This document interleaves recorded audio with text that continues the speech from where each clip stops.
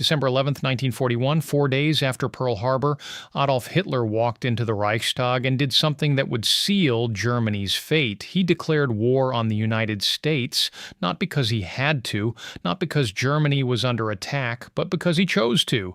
And in that single moment, he guaranteed that the Third Reich would lose World War II. This is the story of the decision that changed everything. Let's rewind. December 7th, 1941. The Japanese attack Pearl Harbor. 2,403 Americans dead. 8 battleships damaged or destroyed. The Pacific Fleet crippled. America is furious. Congress declares war on Japan the next day. But here's the thing, America is only at war with Japan. Not Germany, not Italy, just Japan. And a lot of American politicians, military leaders, and citizens want to keep it that way. The isolationist movement in America is still strong. Many Americans believe Europe's problems are Europe's problems. Why should American boys die in a foreign war?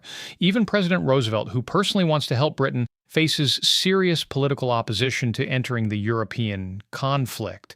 So America's war is focused on the Pacific against Japan. Germany is not involved. Yet, now you might think Hitler would see this as a gift. America's industrial power, its military potential, its resources, all of that is now focused on Japan. Not on him, not on Germany. Britain is still alone in Europe. The Soviet Union is being pushed back on the Eastern Front. Everything is going according to plan. All Hitler has to do is nothing. Just stay quiet. Let America and Japan fight in the Pacific. Keep Germany out of it. Focus on defeating the Soviets, then deal with Britain. Simple, logical, strategic. But Hitler doesn't do that. December 11th. 4 days after Pearl Harbor, Hitler addresses the Reichstag. He blames Roosevelt for secretly supporting Britain. He claims America has been interfering in European affairs. He accuses the United States of provoking the war.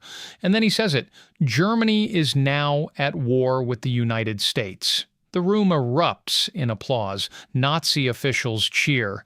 But in the back of the room, some of the more experienced German generals are not cheering. They're calculating. And what they're calculating is terrifying. Germany just went to war with the largest industrial power on the planet.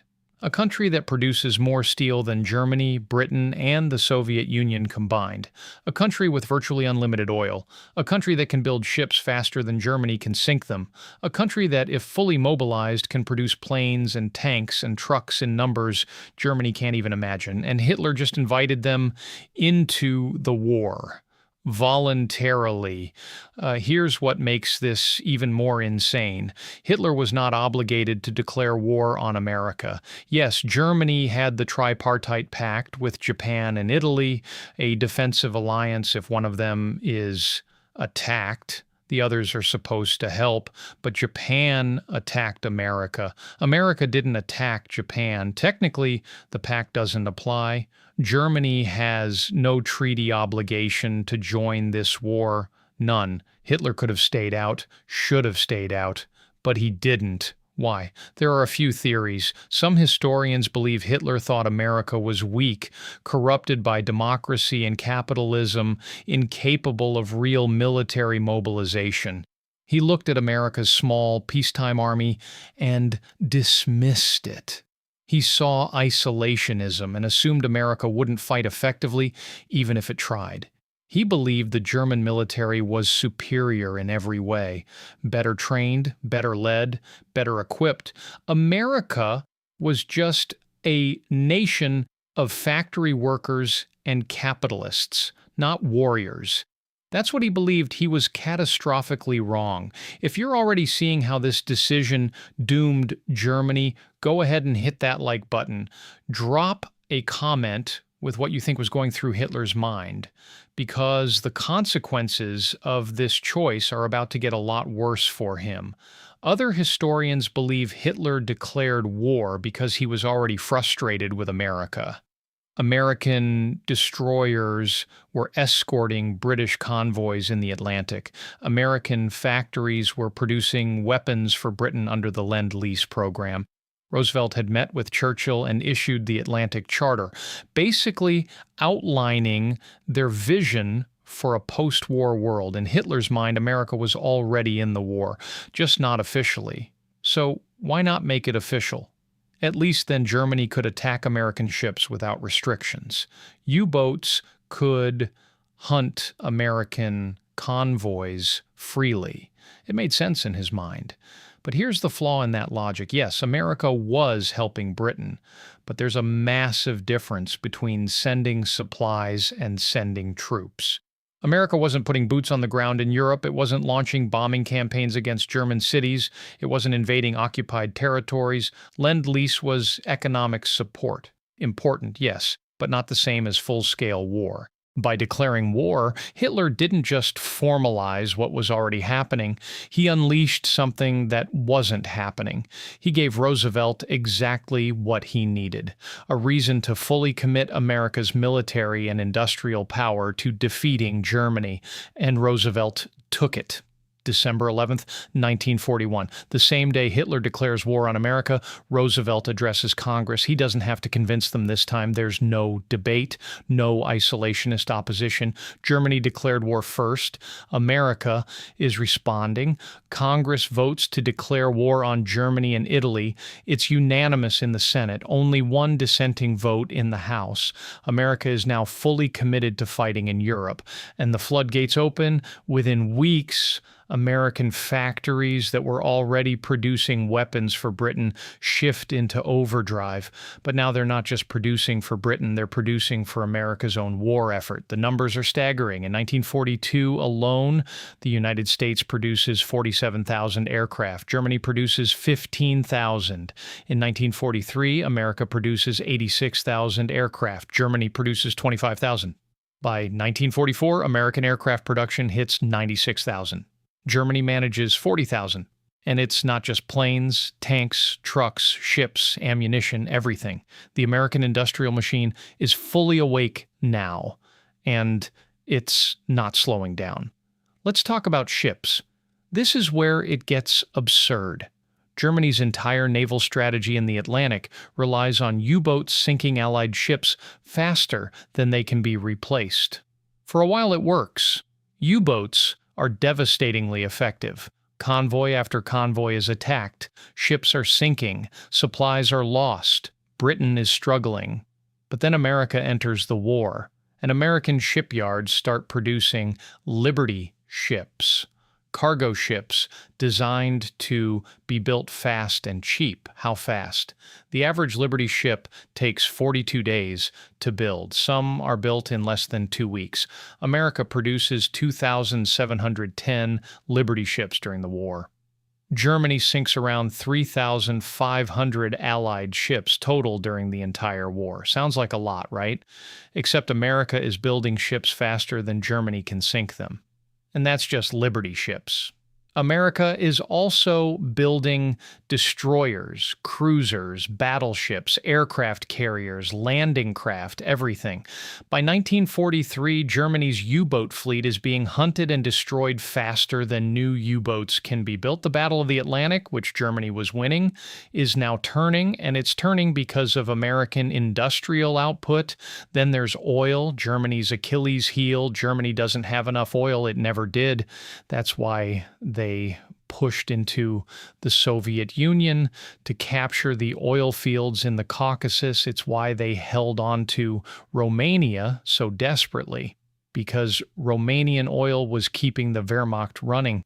But even with Romanian oil, Germany is constantly rationing fuel, limiting training flights for pilots, restricting tank maneuvers, carefully calculating every liter. America is drowning in oil. Texas, California, Oklahoma, massive domestic oil production, and it's all being refined and shipped to Europe. Fueling American planes, American tanks, American trucks. There's so much fuel that logistical officers are more worried about storage than supply. Germany is fighting a war on a fuel budget. America is fighting a war with unlimited fuel. That disparity alone changes everything. Now let's talk about what this means strategically. When Hitler declared war on America in December 1941, Germany was still advancing in the Soviet Union. The Eastern Front was brutal, but Germany was holding its own. In North Africa, Rommel was pushing British forces back. The Atlantic U-boat campaign was sinking Allied ships. Things weren't great, but they were manageable. Then America enters the war, fully, completely. And suddenly Germany is fighting on too many fronts with not enough resources. 1942. American forces land in North Africa, Operation Torch.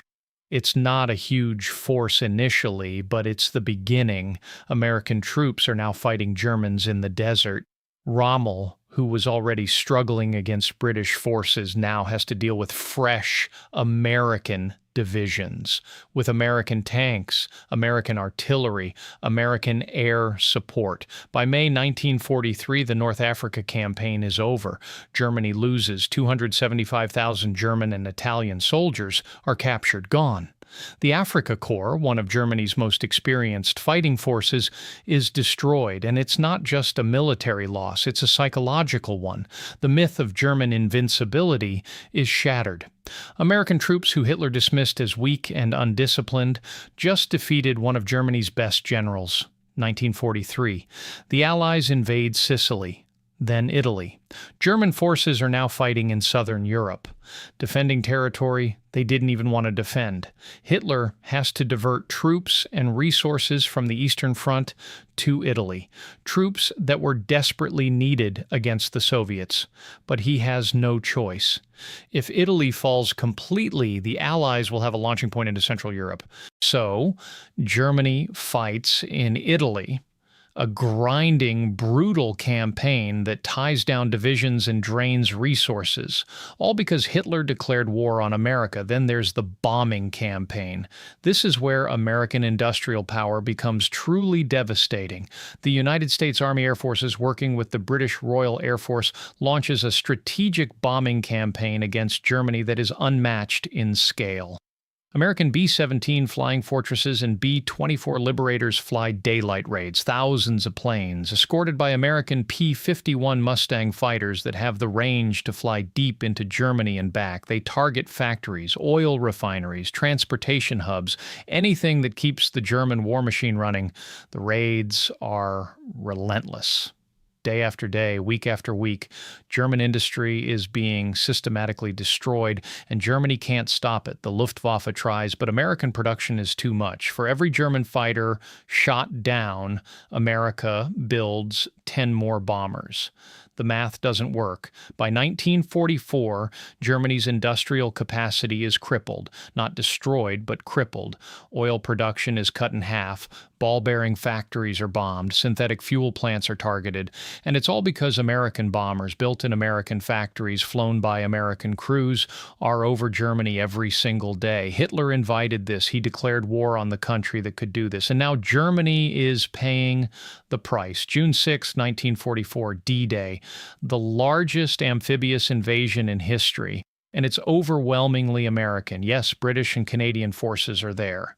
Absolutely. But the scale of the operation is only possible because of American resources. American ships, American planes, American troops, American logistics.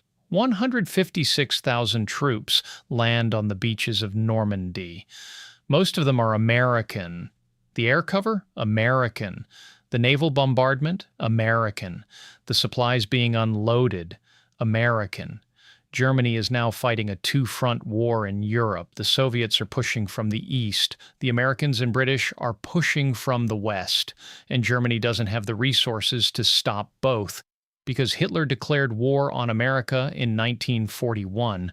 That decision, made in a moment of arrogance or miscalculation or frustration, is now coming back to destroy the Third Reich. By 1945, it's over. Germany is being crushed from both sides. Soviet forces are pushing into Berlin from the east. American and British forces are pushing from the west. German cities are in ruins. The Luftwaffe is grounded for lack of fuel. The Wehrmacht is a shadow of what it once was. And on April 30th, 1945, Adolf Hitler takes his own life in a bunker beneath Berlin. The war in Europe ends a week later. Germany surrenders unconditionally. The Third Reich, which was supposed to last 1,000 years, lasted 12. And historians will debate forever what the key turning points were. Stalingrad, Kursk, the Battle of Britain, all valid.